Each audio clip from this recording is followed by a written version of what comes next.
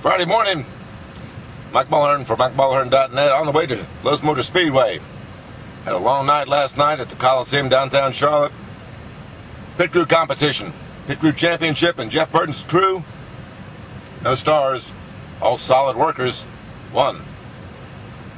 They do, well, I've been doing it for 5 years now, and I still don't quite understand how they do it. 8 cars, 10 cars on the floor, pushing cars, no engines going, so they got a rock band playing. It's actually a pretty cool thing. Doesn't make a lot of sense to me, actually, running around and punching buzzers and getting times, but it was pretty interesting. Good crowd there, maybe 8,000, I guess, something like that. $15 a head. Probably a lot of friends and family and all that sort of stuff. Not a lot of stars there. We did talk to one star, Kurt Busch, and he was there to say that NASCAR, in the wake of the Jeremy Mayfield suspension, indefinitely for substance abuse of some sort, Kurt Busch, the 2004 champion of this series, says that NASCAR needs to become more specific. He says he's got terrible allergies. He takes Claritin D, he takes this, takes that for his allergies, and he doesn't really know what's not right with NASCAR and what's right with NASCAR. And I agree. Other drivers agree too. A lot of people agree. We've been talking about this NASCAR ever since they came up with the original policy a long, long time ago with Tim Richmond and too much Sudafed or whatever that deal was in 1988. That's a whole different story, but that's what the genesis of the argument. Why NASCAR just doesn't use the International Olympic Committee's World Anti-Doping Administration list of banned drugs is beyond me. That would make the most sense. It's right there. You can download it. You can check on MikeMulhern.net.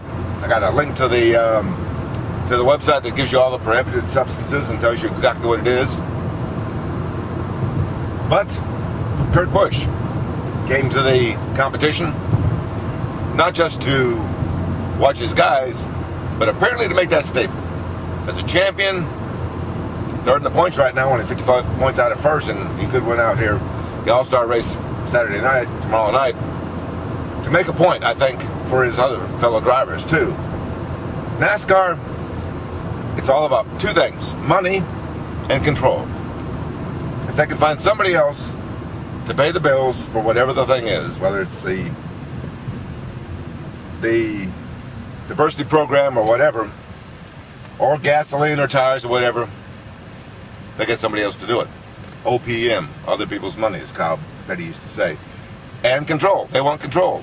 They don't want anybody telling them what to do. The FIA, the International Automobile Federation, that nominally controls international motorsports, of which NASCAR is supposed to be a member, uses the World Anti-Doping Agency's rules, but NASCAR doesn't. I think that's a little strange, but NASCAR doesn't want to be pinned down. Well, to me, if you're doing cocaine, you shouldn't be on the racetrack. If you're smoking dope, you shouldn't be on the racetrack. If you're doing some of those other things, you shouldn't be on the racetrack. It's pretty straightforward. And why NASCAR doesn't go ahead and just say that's the deal is beyond me. I think that they ought to just buckle up and man up and do it. But, hey, I don't run the sport. I just play around with it. MikeMulhern.net.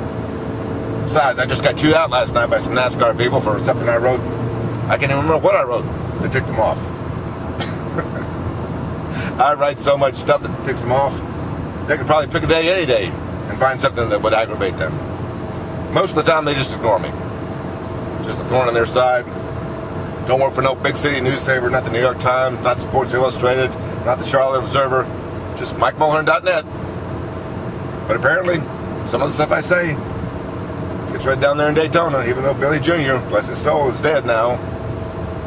Gosh, I miss Billy. Billy understood the sport. He understood the media. He understood everything about the sport.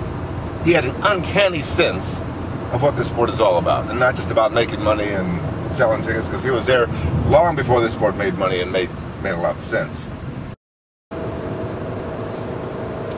Billy Jr., bless his soul. So Kurt Busch was one of the big stars. Jeff Burton's crew, big stars too. What I liked about that, all those guys work for Richard Childress Monday to Friday. Sunday's their fun day. No big stars on the team. No individual honors. Not this year, at least. And Jonas insists that before they go over the wall, they have to work for the team.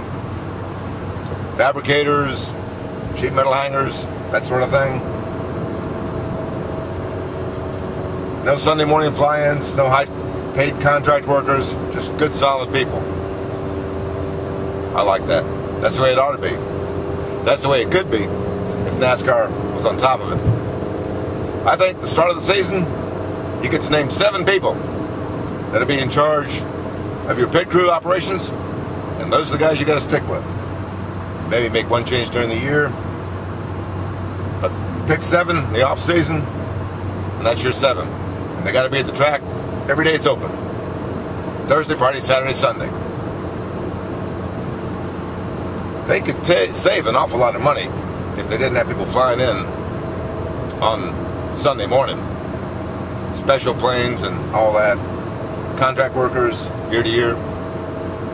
I was going down the list of the top right front tire changers, and of course it's not just the tire changer, but the tire carrier. They have to work as a team because you don't want the tires rolling across the infield like they did in Atlanta. You got to be a team in this thing. And I realized that I didn't hardly know any of those guys. I used to know most of them because they were all the same guys. You'd see them Friday, you'd see them Saturday, you'd see them Sunday, you'd see them Monday, you'd see them Tuesday. These guys, good guys, really good at what they do, but you don't know who they are. And you don't know what team they're on. They change teams from year to year, sometimes week to week.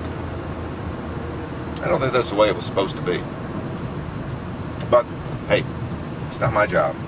Not my sport. I just covered for MikeMulhern.net. On the way to Lowe's Motor Speedway this morning, Friday. See what's going to go on out here. Brian France is supposed to make an appearance.